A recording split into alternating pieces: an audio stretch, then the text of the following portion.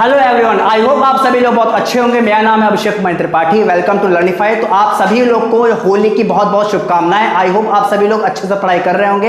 Exam में बहुत कम time में है, तो उसी को ध्यान में रखते हुए आपका जो 2018 का जो आपका रिमेनिंग क्वेश्चन बचे हुए थे, तो आज मैं जो आपके बचे हुए क्वेश्चन थे 2018 के सेट नंबर 1 के, तो आज मैं उन्हीं क्वेश्चन कराऊंगा।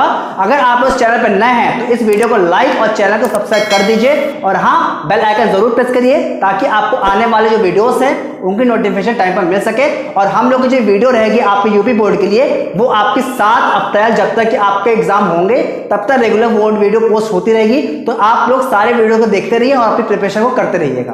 तो अब हम लोग यहाँ बात करने वाले हैं 2018 के जो आपके आगे के जो क्वेश्चन बचे उनकी।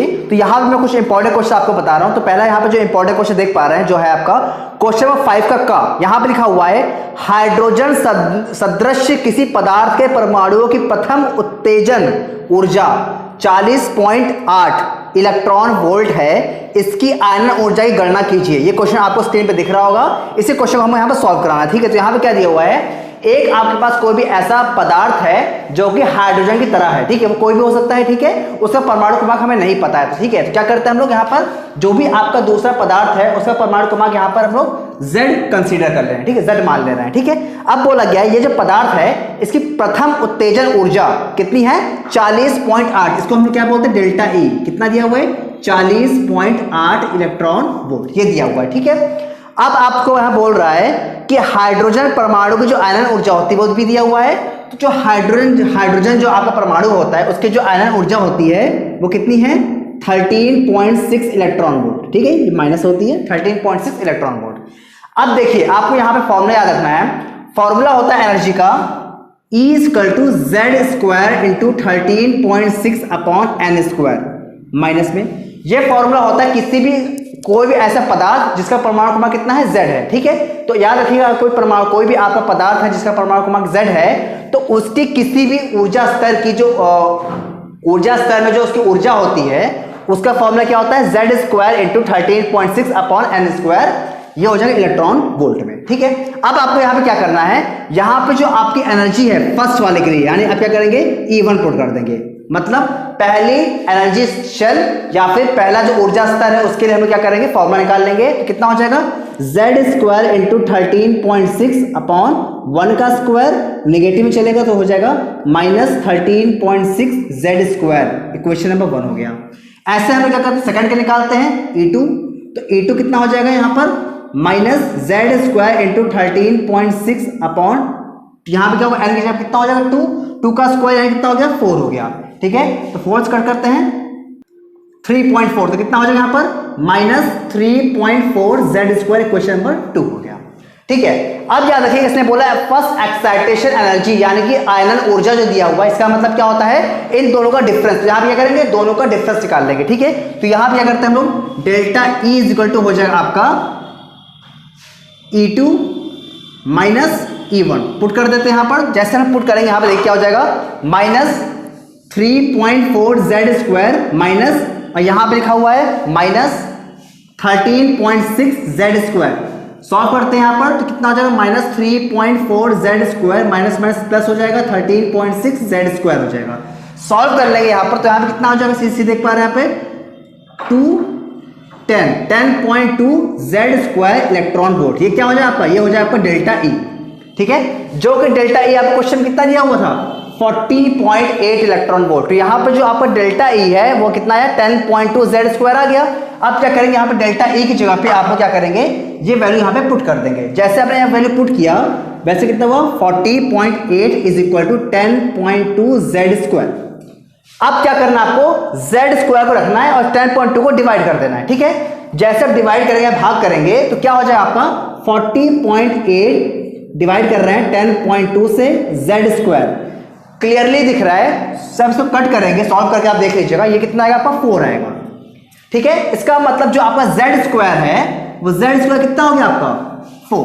तो Z कितना हो जाएगा, 2 हो जाएगा। ठीक है, यानी कि जो आपने यहाँ पदार्थ यूज किया था, जो आपने सब्सटेंस यूज किया है उसका परमाणु क्रमांक एटॉमिक नंबर कितना दिया हुआ है, 2 दिया हुआ है। अब आपसे पूछ रहा है कि इसकी जो मतलब जो भी आपका पदार्थ था इसकी आयनन ऊर्जा कितनी होगी, यानी इसकी एक्साइटेशन एनर्जी कितनी होगी। तो आपको पता है फॉर्मूला फिर से हम लोग लगा देंगे, ये वाला फॉर्मूला यहां लगा दीजिए। तो ई इक्वल टू कितना हो जाएगा यहाँ पर जेड स्क्वायर इंटू 13.6 निगेटिव चलेगा अपॉन एन स्क्वायर। अब क्या करें यहाँ पे एन जेड की वैल्यू कितनी हो जाएगी आपकी 2, तो 2 का स्क्वायर कितना हुआ 4, 13.6। और जब भी आयनन ऊर्जा की बात करेगा या एक्साइटेड शेल एनर्जी की बात करेगा एन की वैल्यू हमेशा वहां पे 1 होगी। तो यहां पे क्या करेंगे एन की वैल्यू 1 कर देते हैं, सॉल्व करेंगे तो कितनी आ जाए आपकी 4 6 होता है 24, 4 हो गया 2 बचे 4 12 54.4 इलेक्ट्रॉन वोल्ट। तो ये हो जाए आपका आंसर। ठीक है, तो आपको यहां पर सीधे क्या करना है इतने स्टेप्स फॉलो करने हैं और आपका इस तरह से 54.4 इलेक्ट्रॉन वोल्ट हो जाएगा। यहां माइनस प्लस से कोई फर्क नहीं पड़ता है। ठीक है, यहां पे अगर एनर्जी क्या होगी रिलीज होगी निकल रही होगी तो माइनस हो जाएगा, अगर आपकी एनर्जी अब्सॉर्ब हो रही होगी यानी अवशोषित हो रही होगी तो यहां पर क्या हो जाएगा प्लस हो जाएगा। ठीक है, तो ये हो जाएगा आपका आंसर। अब हम लोग मूव करते हैं अपने नेक्स्ट क्वेश्चन की तरफ। तो अब हम लोग यहां पे देख रहे हैं खंड या का क्वेश्चन नंबर 6। क्वेश्चन नंबर 6 यहाँ पे क्या बोला गया यहाँ पर किरचॉफ को यहाँ पे आपको धारा का नियम बताना है। ठीक है, यहाँ पे आपको पता होगा कि किरचॉफ के 2 नियम है, एक है धारा का नियम और एक है वोल्टता का नियम। तो यहाँ पे आपसे धारा यानी कि करंट का लॉ पूछ रहा है, तो क्या वो लॉ बोलता है ये वाला कि अगर आपके पास कोई भी पॉइंट है, ठीक है, एक भी कोई भी जंक्शन बिंदु हो, ठीक है, उस पॉइंट पे अगर क्या है बहुत सारी धाराएं आ रही हैं, सपोज ये आपकी I1 हो गया, ये आपका I2 हो गया, ये आपका I3 हो गया। ठीक है, और यहाँ पे कुछ धाराएं जो है वापस जा रही है, यानी I4 हो गया, ये आपका I5 हो गया। तो जो किरचॉफ का धारा नियम ये बोलता है कि जो भी आपकी जो संधि है जंक्शन है उस जंक्शन में जो भी आने वाली धारा होंगी उनका योग यानी I1 plus I2 plus I3 किसके बराबर होगा उस जंक्शन से जाने वाली धारा के, यानी कि I4 प्लस I5 के बराबर होगा। इसी को हम लोग क्या बोलते हैं किरचॉफ का धारा नियम। ठीक है, तो ये आप फिर से बता दे रहा हूं कि जहां पे कोई भी आपका जंक्शन बिंदु या संधि बिंदु होगा वहां पे अगर क्या हो रहा है कि आपके कई सारी धारा वहां पे आ रही है, यानी वो हो गया I1 I2 और I3, ये क्या है आपकी निवेशी धारा हो गई। ठीक, क्या हो गया निवेशी धारा यानी इनपुट करंट हो गया। और ये आपका जो I4 और I5 देख रहे हैं क्या हो गया आपका निर्गत धारा यानी कि आउटपुट करंट हो गई। ठीक है, तो यहां पे क्या होगा जो आपका इनपुट करंट है यानी I1 I2 I3 का जो योग या सम है वो इक्वल टू हो जाएगा किसके I4 प्लस I5 के इक्वल हो जाएगा। तो यही आपका क्या है धारा का नियम हो जाएगा। ठीक है, अब यहाँ पे क्वेश्चन दिया है न्यूमेरिकल है, आपको इस क्वेश्चन को सॉल्व करना है किरचॉफ का नियम का यूज करके। आपको करना क्या है इस क्वेश्चन में आपको यहाँ पे A और C के बीच में वोल्टेज बताना है कि AC के बीच में कितना वोल्टेज होगा। तो क्वेश्चन करें कैसे, देखिए यहाँ पे मैं आपको मेथड बता दे रहा हूं, आप उसको देख लीजिए ध्यान से। क्या होगा मान लीजिए आपको क्या है बैटरी का वोल्टेज है, ठीक है, ये प्लस है और ये माइनस है। आपको पता है करंट हमेशा प्लस की तरफ से निकलती है। ठीक है, तो ये यहाँ पे करंट कुछ सपोज करिए करंट यहाँ पे कितनी आई है, जैसे करंट यहाँ पहुंचेगी तो करंट क्या होगी यहाँ पे अलग अलग जंक्शन में फ्लो करना स्टार्ट कर देगी, या फिर कह सकते हैं अलग अलग सिरों में प्रवाहित होना शुरू करेगी। तो क्या हो जाएगा यहाँ पर, यहां मान लीजिए कितनी करंट है I1 है, ठीक है, यहां कितनी है I2 हो गई। तो इस वाले में कितनी हो जाएगी, इस वाले में कह देंगे I क्या है कुल करंट है, इसमें से क्या करेंगे इन दोनों करंट को माइनस कर देंगे यानी I minus I1 plus I2। ये किस में होगी ए बी सिरे में। ठीक है, अब देखिए ये करंट यहां से आएगी, यहां पे कितनी करंट होगी अभी I2 करंट ही होगी, ये भी आपकी I2 करंट हो रही है। यहां पे क्या हो रहा है सॉरी ये कितना है I1 है, तो ये आपकी क्या होगी I1 करंट यहाँ पे I1 करंट यहाँ भी, और ये भी करंट कितनी है I1 है। ये आपकी I2 करंट है, ये भी आपकी I2 हो गई, और यहाँ पे दोनों जाके क्या हो रही है मिल रही है। देखिए इस पॉइंट पे क्या हो रहा है I1 I2 आपस में मिलके एक हो जा रही है, यानी कि जब ये दोनों आपस में मिल जाएंगी तो यहाँ पे जो करंट होगी वो कौन सी हो जाएगी I1 प्लस I2। तो यहाँ पे क्या होगा आपकी जो दोनों करंट होगी वो क्या हो जाएंगी यहाँ पे जुड़ जाएंगी, तो कितना हो जाएगा आपका I1 प्लस I2। तो इस तरह से ये दोनों करंट यहाँ पे फ्लो करके आएंगे, I1 प्लस I2 आएगी CB में, और यहाँ से करंट कौन सी आ रही है I minus I1 plus I2। फिर ये दोनों क्या होंगे इस पॉइंट में मिल जाएंगी और फिर से क्या हो जाएगा यहाँ पर I करंट फ्लो होना स्टार्ट हो जाएगी। तो इस तरह से क्या होगा आपके हर एक सिरे में हम लोग क्या करें करंट को ऐसे बना लेंगे। अब उसके बाद क्या करना है आपको यहाँ पे अलग अलग क्या करना है परिपथ देखना है। ठीक है, यहाँ पे हम लोग क्या कर देख रहे हैं, यहाँ पे आपका एक परिपथ कितना हुआ ADCA, क्या करेंगे ADCA इस वाले लूप में आते हैं। ठीक है, अब यहाँ पे क्या करेंगे हम लोग कोई भी अपने मन से कोई भी दिशा ले सकते हैं। सपोज करिए यहाँ पे मैंने एक ये दिशा मान लिया, ठीक है, आप कोई भी दिशा ले सकते हैं चाहे क्लॉकवाइज हो या फिर एंटी क्लॉकवाइज या फिर दक्षिणावर्त हो या फिर वामावर्त हो। ठीक है, कोई भी आप डायरेक्शन ले सकते हैं। अब क्या करना है याद रखिएगा, अगर आप देखिए इसका मतलब ये होता है कि आपको जब यहाँ पे मूव करेंगे यहाँ पे आप लोग चलेंगे तो आप क्या करेंगे इस तरह से यहां से इधर जाएंगे, A से D जाएंगे, D से फिर C पे जाएंगे, C से फिर A में जाएंगे। यदि आपके चलने की दिशा और धारा के चलने की दिशा अगर समान होती है तो वहां पे क्या करेंगे, हमेशा प्लस लेंगे, और अगर क्या धारा आपके चलने की दिशा के विपरीत प्रवाहित होगी तो वो हमेशा क्या करेंगे, माइनस लेंगे। ठीक है, तो यहां पे हमको ये करना है। ठीक है, तो पहले क्या करते हैं, हम देखते हैं यहां से हम यहां चल रहे हैं। देखिए अब हम यहां से ए से डी में चल रहे हैं, तो ए से डी में चल रहे हैं तो यहां पे धारा भी क्या हो रही है, ए से डी की तरफ प्रवाहित हो रही है। मतलब क्या है, धारा की दिशा और हमारे चलने की दिशा समान है। तो उस केस में क्या होगा, ये जो आई करंट और जो रेजिस्टेंस का यानी कि धारा और प्रतिरोध का जो गुणनफल है वो क्या हो जाएगा, प्लस हो जाएगा। ठीक है, तो यहां पे कितना हो जाएगा 40 इंटू I1, तो यहां पर हो जाएगा 40 I1।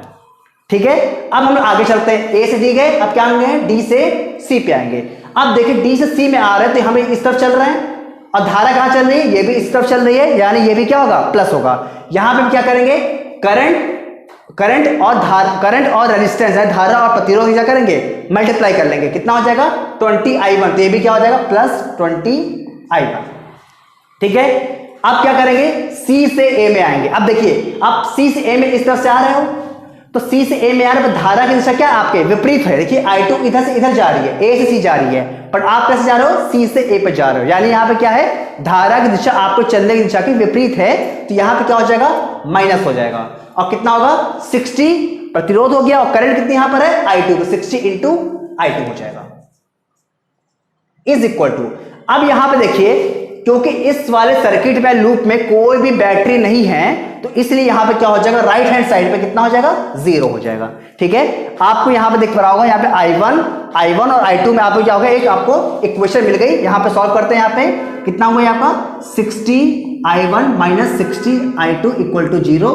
या आपका देखिए 60 कॉमन हो गया, क्या हो जाएगा I1 minus I2 equal to 0, या I1 इज इक्वल टू कितना हो जाएगा, I2 हो जाएगा। तो इसका मतलब आपका एक समीकरण हो गया कि I1 जो है वो I2 क्या है, यहां पर इक्वल हो गया। ठीक है, अब यहां पे क्या करेंगे, जैसे आपने इस सर्किट में लिया ADCA में, अब आपको यही चीज किस में करनी है, ACBA में। ठीक है, क्या करेंगे हम लोग, ACBA में यही चीज करेंगे। ठीक है, तो जब आप ACBA में क्या करेंगे, पहले आप AC को लेंगे। ठीक है, अब देखिए AC में क्या है, आप इधर से इधर जा रहे हो और धारा भी A से C की तरफ ही जा रही है, तो क्या हो जाएगा यहाँ पर 60, जहां प्रतिरोध कितना 60 और यहाँ करंट कितनी है I2, तो क्या हो जाएगा 60 इंटू I2 यानी 60 I2 हो जाएगा। ठीक है, अब आप क्या करेंगे, A से C पे गए, अब क्या गए C से B में आ रहे हैं। अब देखिए C से B में आप ऐसे आ रहे हैं और धारा भी आपकी ऐसे ही फ्लो हो रही है, तो यहां पे क्या हो जाएगा, आपका प्रतिरोध यानी कि रेजिस्टेंस कितना हुआ 20 और करंट कितना हो गया I1 प्लस I2, तो क्या हो जाएगा यहां पर प्लस 20 I1 प्लस I2। फिर उसके बाद लास्ट B से A में, अब देखिए अब B से A में आप ऐसे जा रहे हो, इधर से इधर जा रहे हो, बट धारा क्या है विपरीत दिशा में यानी अपोजिट है, तो क्या हो जाएगा यहां पर माइनस हो जाएगा, माइनस 40, आपका प्रतिरोध कितना हो गया 40, मल्टीप्लाई किससे करेंगे आप, करंट से, यानी I minus I1 plus I2 से। ठीक है, और इक्वल टू यहां पे भी कोई बैटरी तो लगी नहीं है, तो यहां पे कितना हो जाएगा 0 हो जाएगा। अब हम लोग क्या करते हैं, इस इक्वेशन को भी सॉल्व कर लेते हैं। देखिए सॉल्व करके क्या होता है, 60 I2 ऐसे हो गया आपका, सेम ब्रैकेट खोलेंगे, 20 I1 हो गया प्लस 20 I2 हो गया, माइनस 40 ऐसे चल रहा है, यहां पे I ब्रैकेट खोलते हैं, माइनस I1 हुआ माइनस I2 हो गया इक्वल टू 0 हो गया। अब आपको क्या करना है, इस इक्वेशन को ठीक है थोड़ा सा सॉल्व कर लेना है। सॉल्व करने के बाद आपको यहां पर देखेंगे कि आपकी जो इक्वेशन है वो क्या हो जाएगी, I2 और I में इक्वेशन आ जाएगी। ठीक है, जैसे आपकी I2 और I में इक्वेशन आ जाएगी, उसके बाद क्या करना है आपको, A B, इसको आप E बोलते, इसको बोलते F, फिर आप A B E F में इस वाले R में क्या करेंगे आप लोग, किरचॉफ का ये वोल्टेज रूल अप्लाई करेंगे, आपकी एक थर्ड इक्वेशन आ जाएगी। आपको उन तीनों इक्वेशन को सॉल्व करके I1 I2 और जो आपकी कितनी वेरिएबल है, I1 है I2 है और I, तीन वेरिएबल्स हैं, इन तीनों की वैल्यू आपको मिल जाएगी। जैसे आपको I1 I2 और I की वैल्यू मिल जाए, उसके बाद क्या करना है आपको, जो आपका ACR है, इस ACR में क्या निकालना है, वोल्टेज निकालना है। तो वोल्टेज फॉर्मूला क्या होता है, I इंटू R, आपको ओम्स लॉ होता है।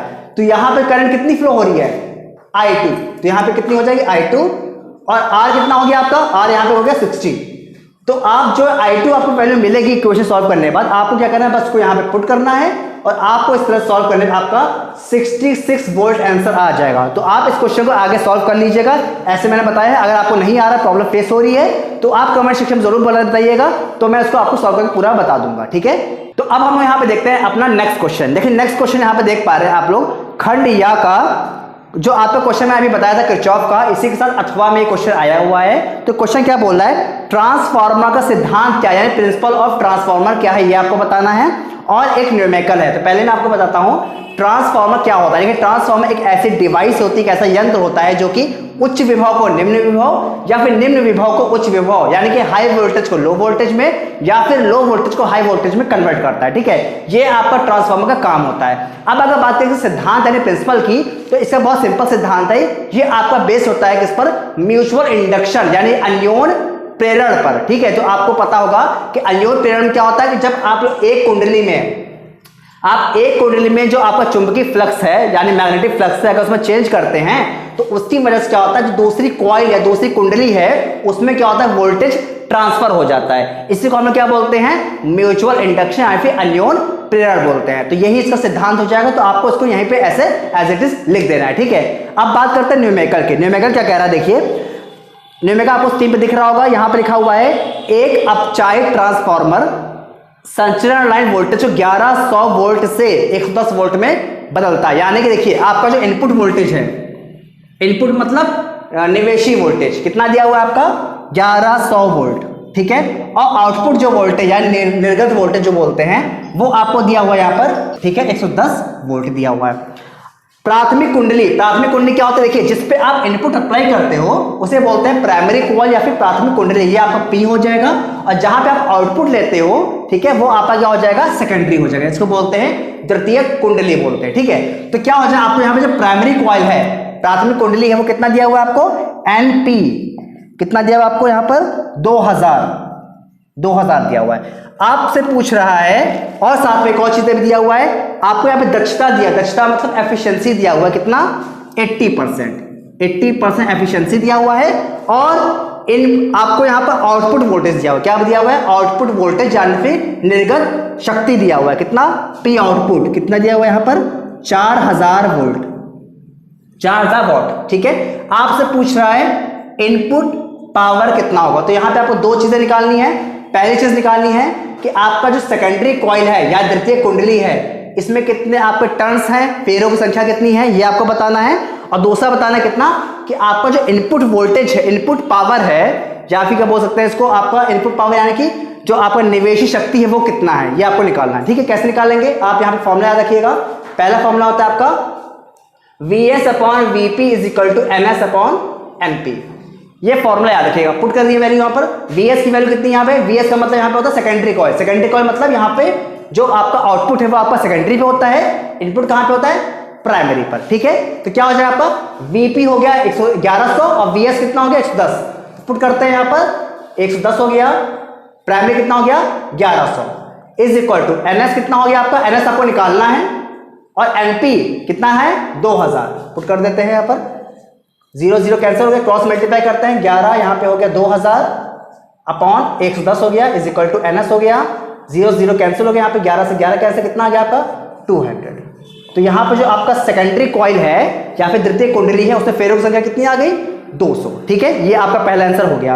अब आपको निकालना है इनपुट पावर। कैसे निकालेंगे, एफिशिएंसी का फॉर्मूला याद रखिएगा, क्या होता है आपका, P output upon P input, ये होता है फॉर्मूला। ठीक है, एफिशिएंसी किसमें दिया, 80%। इसको क्या करेंगे आप लोग, परसेंट से आप लोग फ्रैक्शन में चेंज कर लेंगे, यानी भिन्न में चेंज करेंगे। कैसे, 80/100, तो 80/100 हो गया = आउटपुट पावर कितना है, 4000 वोल्ट, और इनपुट पावर आपको पता नहीं है।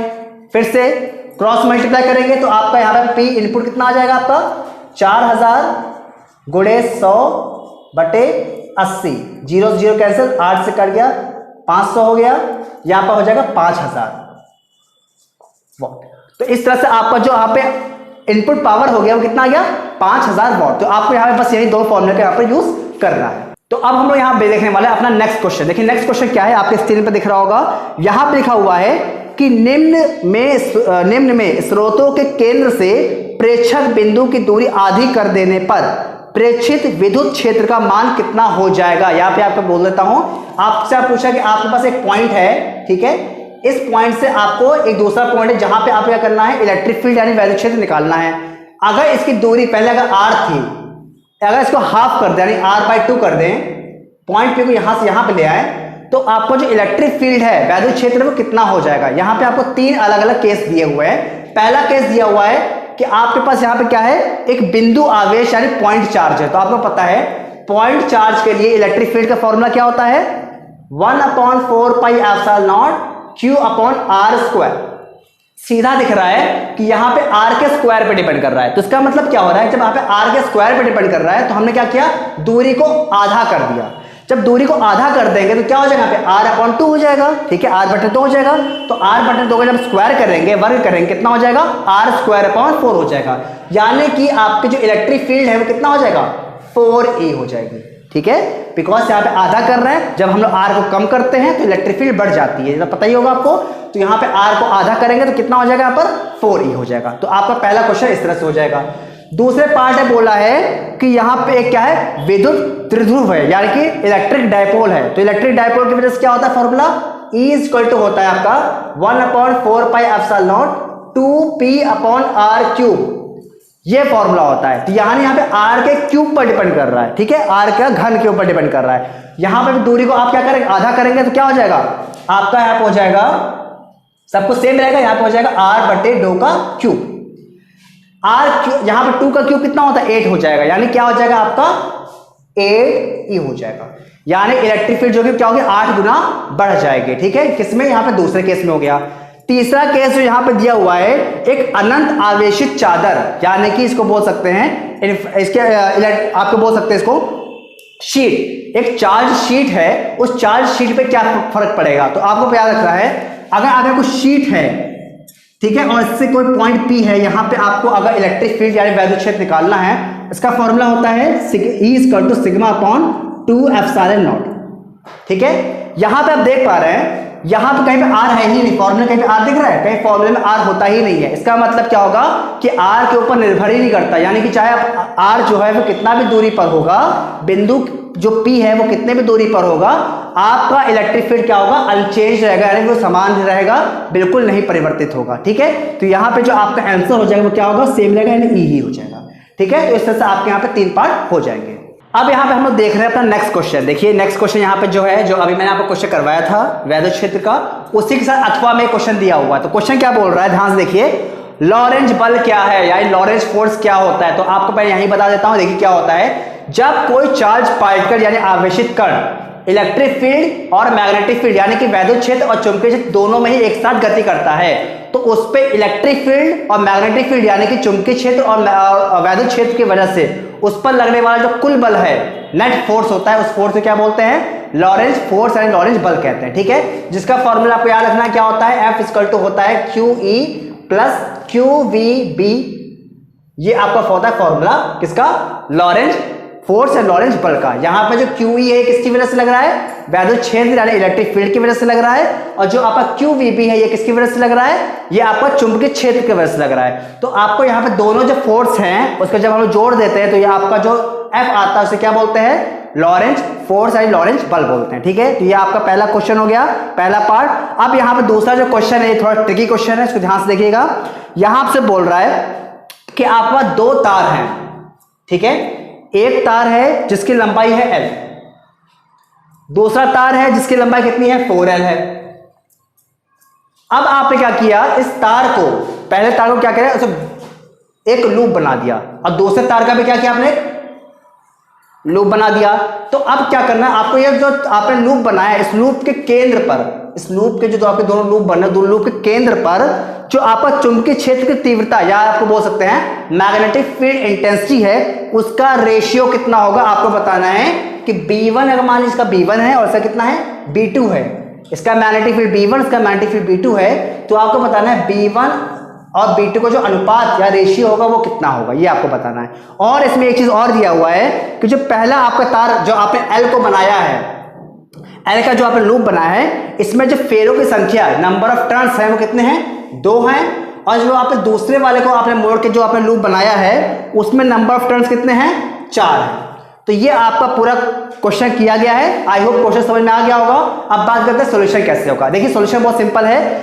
जब आपने क्या किया, पहला तार लिया, इस पहले तार को क्या किया आपने, जिसकी लंबाई कितनी थी, L थी, आपने इसको घुमाकर एक लूप बना दिया, सर्कल बना दिया।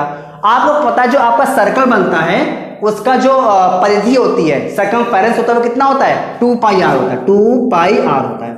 ठीक है, तो 2 पाई आर किसके बराबर हो जाएगा, जितनी लंबाई का आपका तार था, यानी कि L के बराबर हो जाएगा। तो यहां से अगर R निकालें तो R कितना हो जाएगा, L/2 पाई, किसके लिए, पहले वाले लूप के लिए, यानी जो आपके पहले वाले लूप की जो रेडियस है, त्रिज्या है, वो कितनी हो जाएगी, L/2 पाई, ये आपका हो जाएगा R1। ठीक है, इसी तरह से जब क्या करेंगे, दूसरा वाला जो आपका लूप बन रहा है, इसके लिए आप क्या करेंगे, सेम 2 पाई आर, इसका भी आप क्या करेंगे, 2 पाई, यहां पे R2 हो जाएगा। इसकी त्रिज्या कितनी ले रहे हैं, R2। तो इसकी जो आपकी सर्कमफेरेंस से परिधि हो जाएगी वो किसके इक्वल हो जाएगा, 4L के, यानी क्या हो जाएगा पर 4L। तो यहां पे आपका जो R2 हो गया वो कितना हो गया, 4L/2 पाई। ठीक है, इसको आप ऐसे रहने दीजिए, कट करने की जरूरत नहीं है। तो ये आपका क्वेश्चन 1 हो गया, ये आपका क्वेश्चन नंबर 2 हो गया। ठीक है, अब आपसे पूछ क्या रहा है, B1 और B2 का रेशियो अनुपात पूछ रहा है।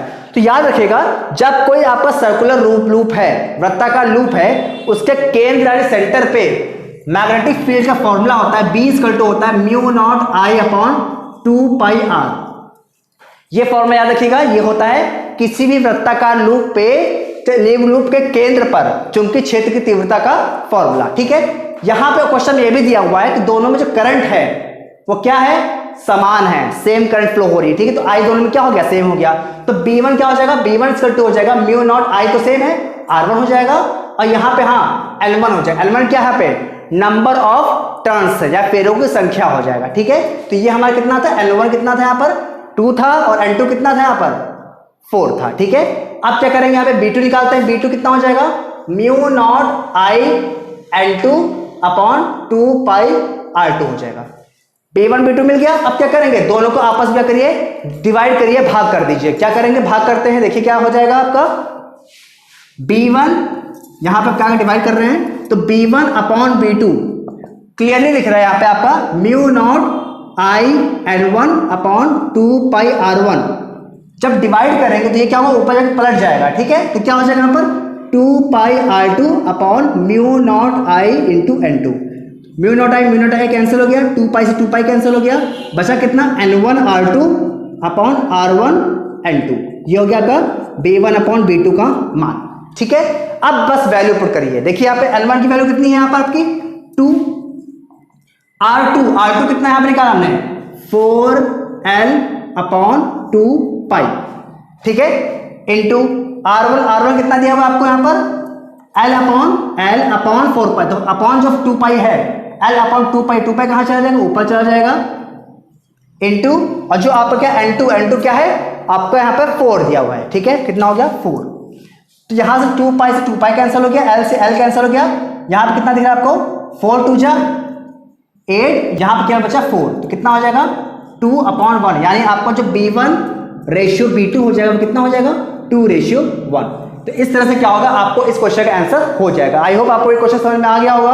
थोड़ा सा ट्रिकी था, बट अगर आप इसको थोड़ा सा आराम से 1-2 बार देखेंगे तो आपको चीजें समझ में आ जाएंगी। ठीक है, तो अब हम लोग मूव करते हैं अपने आखिरी क्वेश्चन की तरफ। आखिरी क्वेश्चन क्या है, वर्क फंक्शन की परिभाषा पूछा है या फिर कार्य फलन की परिभाषा पूछा है। क्या होता है, याद रखिएगा, कोई भी अगर आपका धातु या मेटल सरफेस है, ठीक है, तो उस धातु पर क्या होता है कि आपके फोटॉन्स गिरते हैं, तो उस फोटॉन की मिनिमम एनर्जी, न्यूनतम ऊर्जा, जिस न्यूनतम ऊर्जा पर उस मेटल से इलेक्ट्रॉन बाहर निकल जाएं, उस ऊर्जा को हम लोग क्या बोलते हैं, वर्क फंक्शन या कार्य फलन बोलते हैं। एक बार मैं फिर से रिपीट कर दे रहा हूं, मिनिमम एनर्जी ऑफ फोटॉन, जिस पे इलेक्ट्रॉन क्या होता है सरफेस से बाहर निकल आते हैं, यानी कि वो फोटॉन की वो न्यूनतम ऊर्जा जिसमें से धातु के अंदर से इलेक्ट्रॉन बाहर निकल जाते हैं, उत्सर्जित होते हैं, उससे हम क्या बोलते हैं, कार्य फलन या फिर वर्क फंक्शन बोलते हैं। ठीक है, तो ये आपकी डेफिनेशन होगी। अब यहाँ पे पूछा है न्यूमेरिकल क्या बोला गया है, आपको यहाँ पे दिया हुआ है एक पदार्थ